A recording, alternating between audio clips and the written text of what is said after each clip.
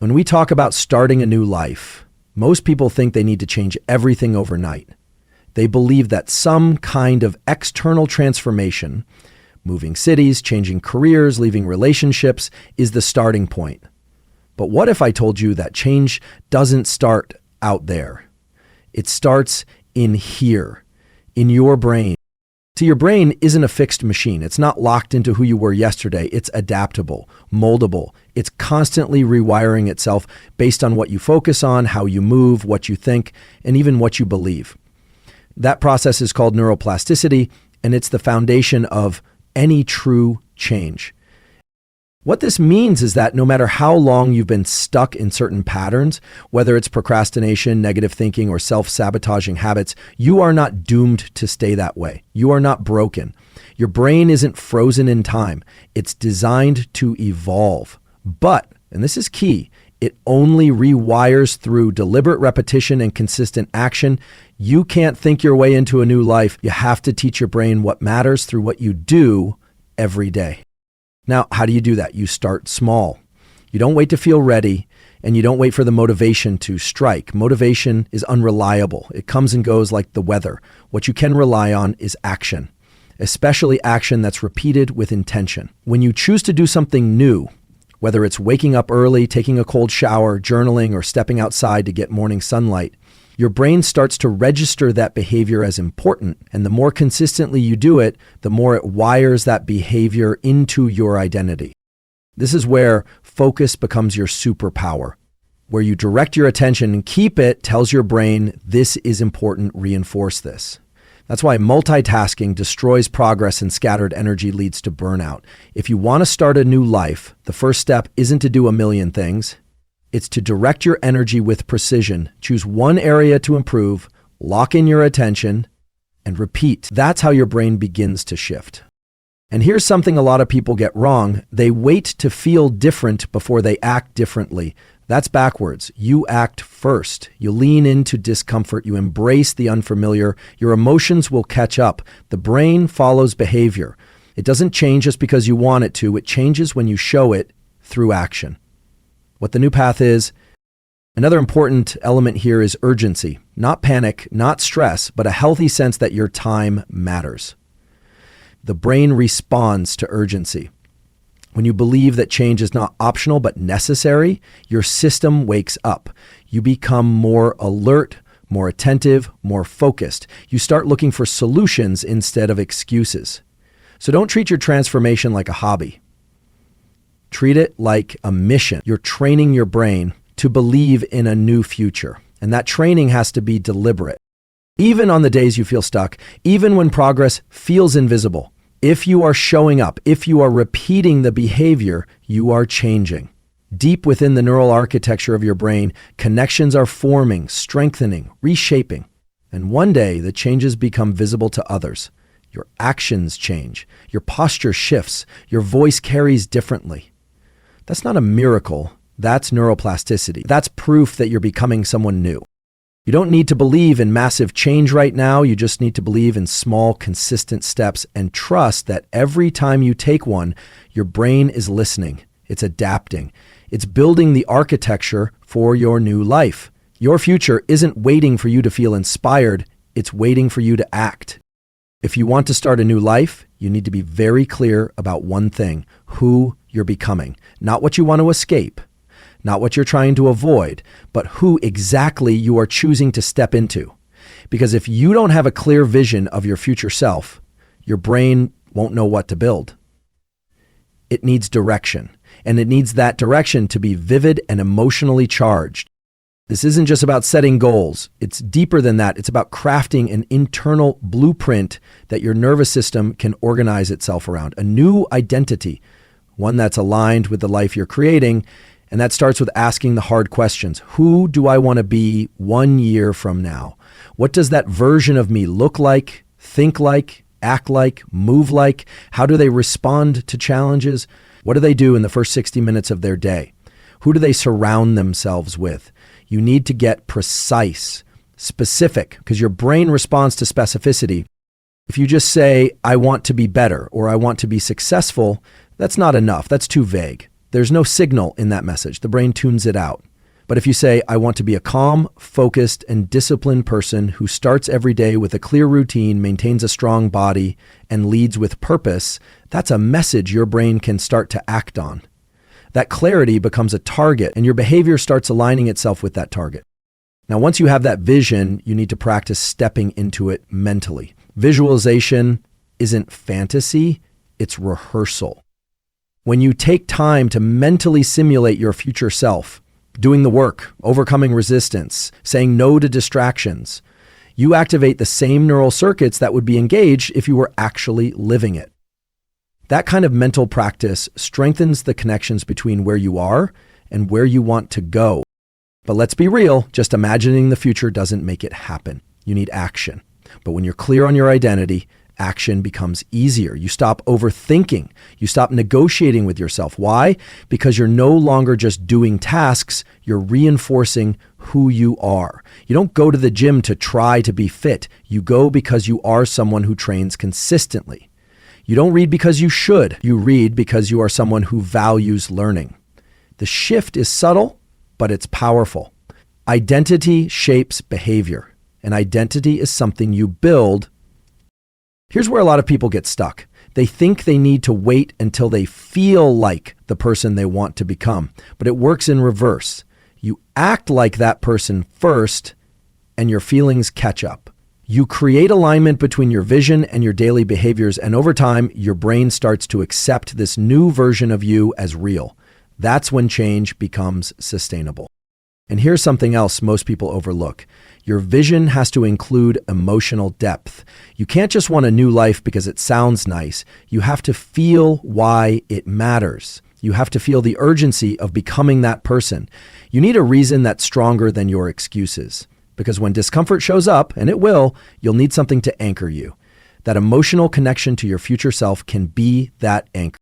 One of the most powerful things you can do is sit in silence, close your eyes, and picture your future self standing in front of you. Look them in the eye.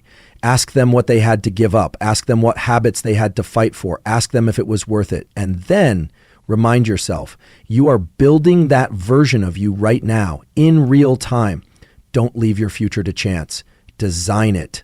Define it. And then every day show up as a builder.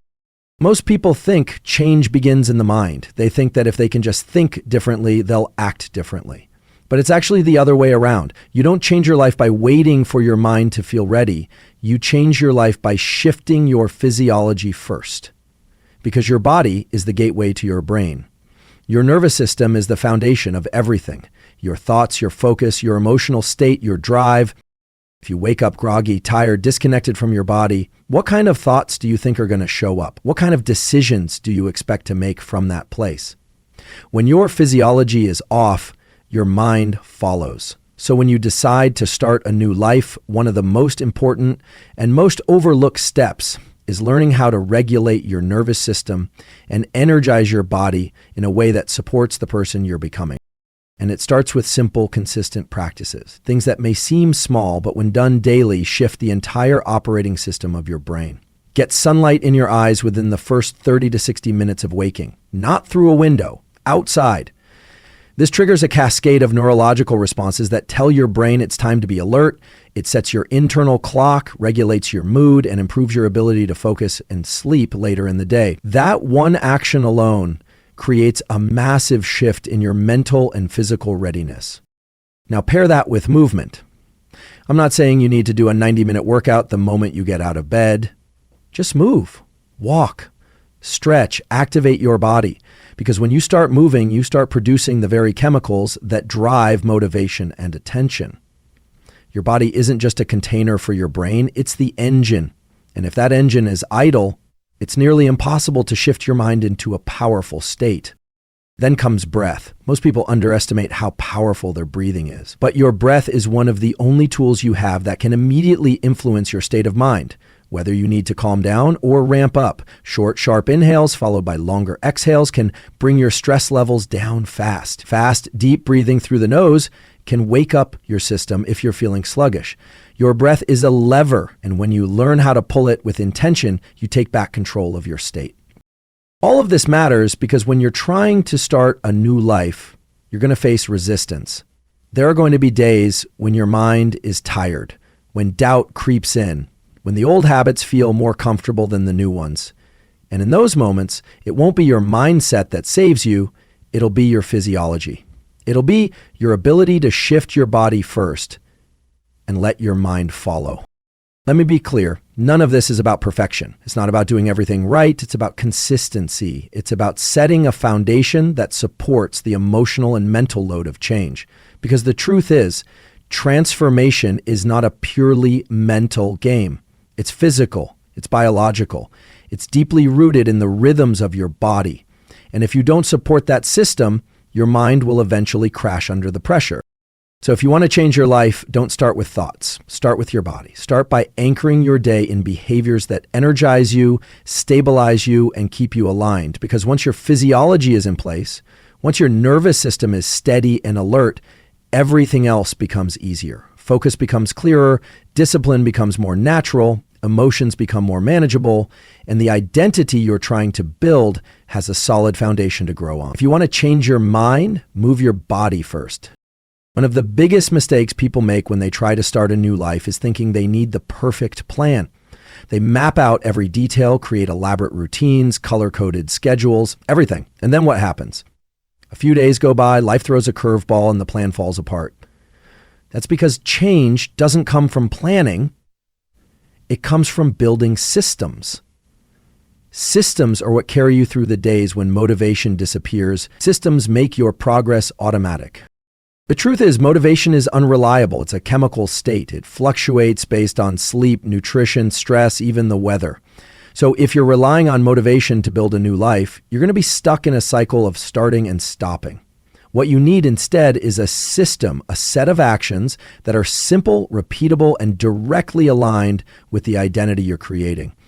Systems don't rely on how you feel. They rely on what you do, no matter what. Think about it like this. The person you want to become doesn't do everything perfectly. They do the important things consistently. They know what their non-negotiables are. That might mean waking up at a certain time, blocking off focused work sessions, or preparing healthy meals in advance. These aren't glamorous actions. They're not dramatic, but they are powerful because they anchor your behavior in something real. The reason systems work so well is because they remove friction. Every time you have to make a decision, you spend energy. Should I work out today? Should I journal? Should I meditate?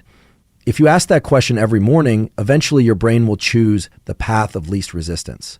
And usually that's the old habit. But if your system is already in place, there's no decision to make. You just do the thing. That's how change becomes sustainable. That's how you build momentum. Another reason systems are effective is because they engage the brain's reward circuitry in a healthy way. Each time you follow through, even on a small action, your brain gets a hit of dopamine. But here's the key. It's not about the size of the action. It's about the consistency. You're not chasing outcomes. You're reinforcing identity. You're telling your brain, this is who I am now. That repetition wires the behavior into your nervous system. And eventually it feels less like effort and more like your new normal. Now, this doesn't mean you never make adjustments. Systems evolve, life changes, but the core structure, the daily anchors, should stay stable enough to support your growth. Start simple. Choose one or two keystone habits that matter most to your progress and protect them. These become your foundation, especially when things get chaotic. You don't need to have every detail figured out to move forward. You just need a few daily actions that you commit to no matter how you feel. Over time, those actions stack up. They create progress, they build confidence, and they shift the way you see yourself. Don't aim for perfect days, aim for consistent systems. If you're serious about starting a new life, you have to be just as serious about letting go of the old one. That's where most people get stuck. They want to change, but they're still holding on to the things that are pulling them backward. Old habits, old environments, old thought patterns. They cling to these things out of comfort, even when they know it's keeping them small. But you can't step into a new version of yourself while dragging the weight of your past behind you. You have to make space. Letting go doesn't mean you forget where you came from. It doesn't mean you erase your history. It means you stop letting it define you. It means you stop reinforcing the same loops mentally, emotionally, physically that keep you stuck in the same patterns. And it's not always about doing more. Sometimes the most powerful shift is in what you remove. Start looking at your life like a system. Every habit you have, every person you spend time with, every environment you operate in, it's either reinforcing the version of you that you want to become or the version you're trying to leave behind. There's not much in between. That doesn't mean you have to make sudden dramatic cuts. It means you need to get honest. What's still in your life out of comfort, not alignment? What are you tolerating that quietly drains your energy every day? Sometimes it's obvious, scrolling for hours, staying up too late, eating foods that kill your energy. Other times it's more subtle. Maybe it's the friend who always pulls you back into the same old conversations, the ones that revolve around problems, not progress. Maybe it's your own self-talk, the quiet voice that says, "Who do you think you are to change?" These are the things that anchor you to your old life, and you can't build something new while reinforcing the architecture of the past.